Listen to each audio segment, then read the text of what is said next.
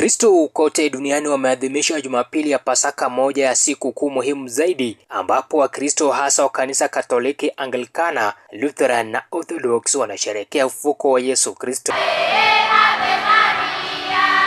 Tukio hili ni msingi wa imani ya Wakristo, kwani Yesu alishinda kifo na dhambi, na kwa kumfuata wanaamini ahadi ya uzima wa milele. Pasaka ni ishara ya ushindi wa Kristo dhidi ya mauti na ni kipindi cha furaha na upya wa kiroho. Katika kanisa la Kristo Mfalme mjini Bungoma, padre wa parokia Bungoma Jeremiah Manunu Obonyo ameongoza Katoliki katika misa ya tatu kuadhimisha siku hiyo muhimu.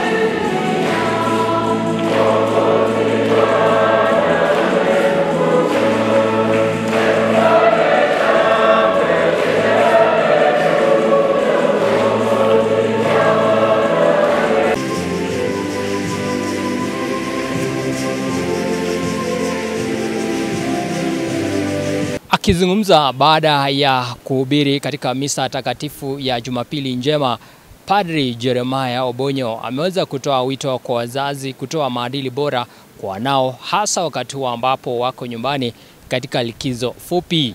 Watoto hawa wanajifunza kwetu, watoto hawa ni ishara ya matumaini.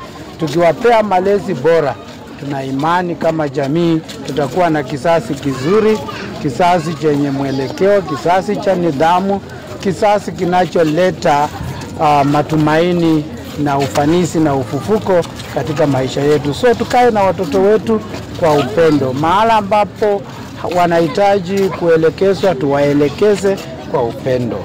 Aidha, Papa Paroko Manuni amesitiza umuhimu wa Wakenya kuendelea kumbatia uzalendo wa taifa hilo. Binadamu na tumeumbwa ili tudumishe hayo maadili mazuri. Mauaji tunayoyaona hivi ni watu kukosa kuwa na utu, because utu wetu unatuweka katika nafasi ya kuona wenzetu kama viumbe vya Mungu. Na kwa hivyo tunahimiza watu waheshimu maisha kutoka conception, natural conception mpaka natural death. Alex Wekesa, Runinga Tandao, Bungoma.